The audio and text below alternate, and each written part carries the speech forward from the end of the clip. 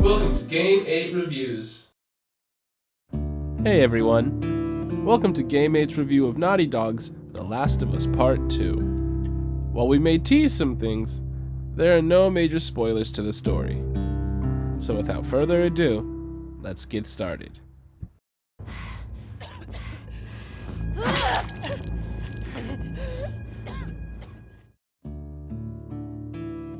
The Last of Us Part 2 is an earnest and heavy depiction of revenge.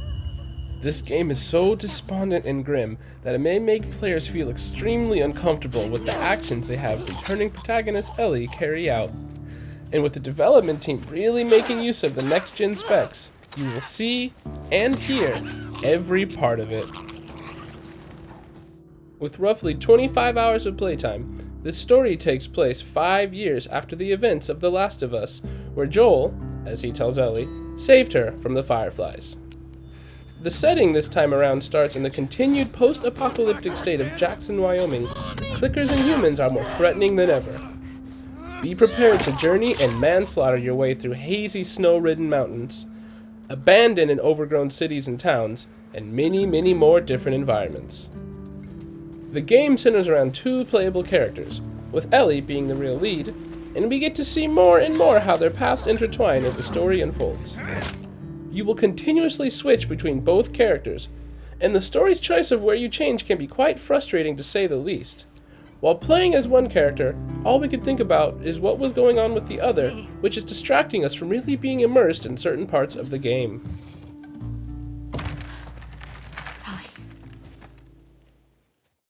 While the graphics have significantly improved and are absolutely breathtaking, there are many features making a return from the previous installment in the series which may feel somewhat outdated by today's standard.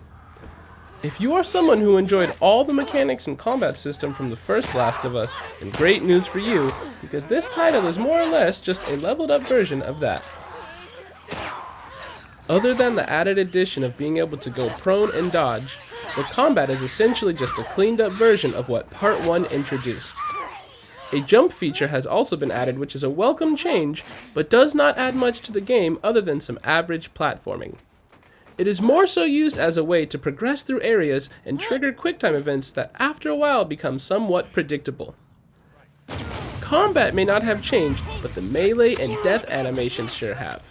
They seem and sound so real that it will have you cringing at the sight and sound of your foe's skull being bashed in by your bat, or the sound of your knife sliding into their throats. As they breathe their last breath and choke on blood, their reactions will have you second-guessing if you really want to take another life. While melee weapons are great for stealth and preserving resources, there are many situations where you need to keep a little distance between the enemy and yourself. For this, guns can be your best friend in the face of danger. However, the aiming and overall gunplay still feels a little awkward and not as defined as some of the other titles we have today. For a game with as much combat as this one, the variety in ranged weapons is also on the lower side. While most shooters improve on their gunplay, Naughty Dog just made theirs look prettier. But prettier it is. There is something satisfying and haunting when landing the finishing blow to one of the many rivals you encounter. The bow, as usual, is the go-to weapon when trying to pick off a group of enemies quietly.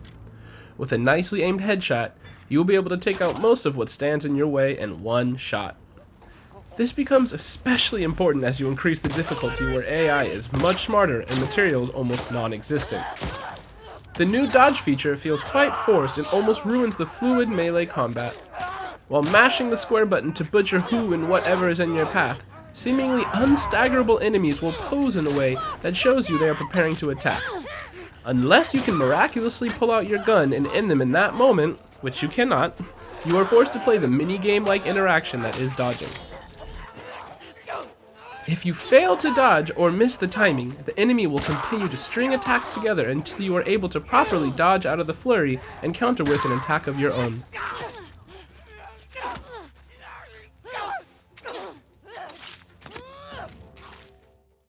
Stealth as well has not changed much, except for the disturbing and expressive face your character puts on while they are strangling or stabbing an enemy to death.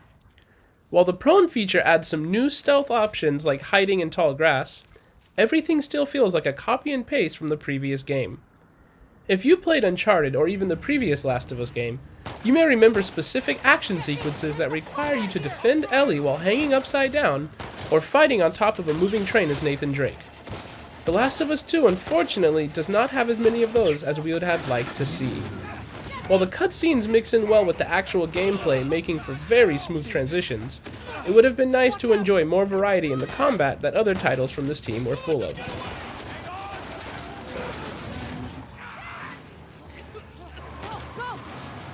Enemies consist of 3 factions, all of which having their own style of hunting you down. The AI, as it was in the previous title, is not the smartest. Enemies often take very predictable routes where stealth is only hindered by the amount of hostiles in a given area. This can be adjusted, however, as you start to play with the various difficulty settings. The Last of Us Part 2 not only lets you choose your difficulty, but it even has advanced settings that let you choose the specific difficulty for multiple aspects of the game. This allows players to play the game any way they like, making replayability not only possible, but something one can experiment with to really give them a challenge, or make them feel like a superhero in the infected apocalypse. Speaking of replayability, the game also offers a new Game Plus mode for you after completing the original story, giving players another chance to live through the horrors the game throws at you.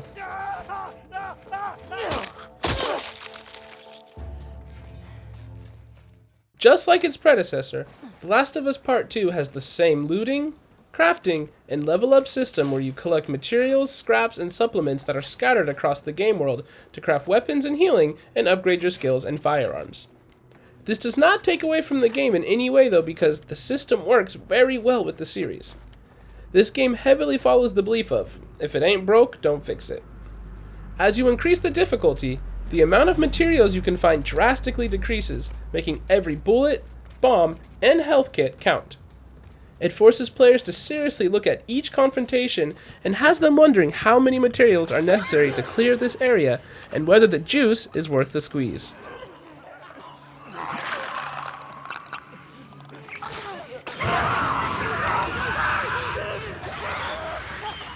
Now, we already mentioned how much the animations have wowed us, but Naughty Dog made something entrancing and almost ASMR-like with the weapon upgrading feature. With enough scraps, you can upgrade your weapons to have improvements like larger mag sizes, better scopes, or simply just do more damage. The animation that precedes will have your character dismantle and or change out different parts to your weapon, making them look and perform differently.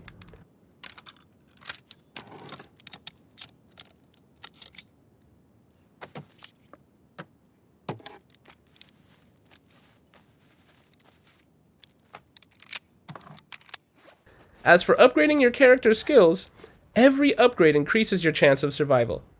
As resources are scarce, you will want to scavenge every area you pass through. It is easy for us to say that The Last of Us Part 2 is one of the most beautiful games out there. Every desolate town you travel through that shows hints and notes from previous signs of life, every type of terrain you traverse through, and the creaks and sounds of water dripping from old structures looks and sounds amazing. Okay.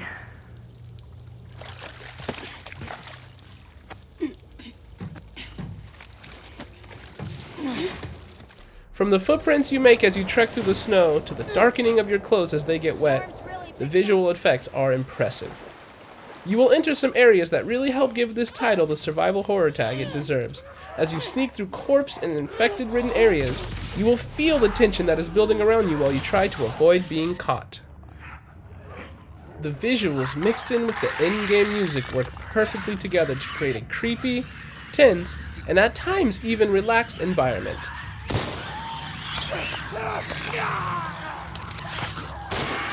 The sound of a relaxing acoustic guitar when traveling through nature, followed by the sound of beating drums that pick up pace as the action intensifies, helps draw you into the atmosphere of the game that much more.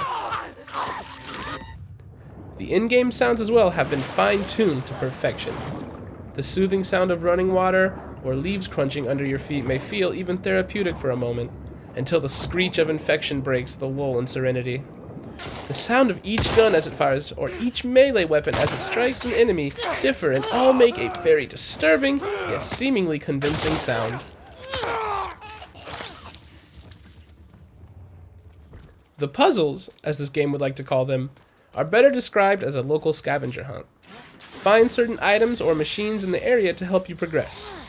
Not much thought will go into finishing these minor inconveniences, which is a real missed opportunity. It would have been an exhilarating experience trying to solve real puzzles while battling and trying to avoid infected. Instead, you will be looking for ropes to throw somewhere to help you progress, or the classic, find the gas and generator. That should hold us. There was not much expansion here, and we really would have liked to see more. We get to witness the complete mental and physical breakdown Ellie endures, and it draws you in so much that you wish you could return to the beginning of the game where things were relatively at peace. It is hard to watch the story unfold and watch characters make choices you wish you did not have to play through. Being forced to watch it all transpire, though, is this game's way of trying to get you to feel and understand all of its characters. Apart from the poorly implemented dodge feature, the combat has not changed, which may disappoint some. But with the new and improved animations that accompany it, encounters feel more intense and force players to confront the reality that is taking another human life. The lack of any challenging puzzles was unfortunate, but it does not take away too much from the overall gameplay experience. This game can be seen as an upgraded version of its predecessor, which is actually fine since the first game was also a masterpiece. Naughty Dog is trying to tell a story where you utterly despise a character, then later learn to empathize with them as you start to understand the reasoning behind all the decisions you watch them make. This game does a perfect job with the former, but whether it has successfully done the latter will depend on you.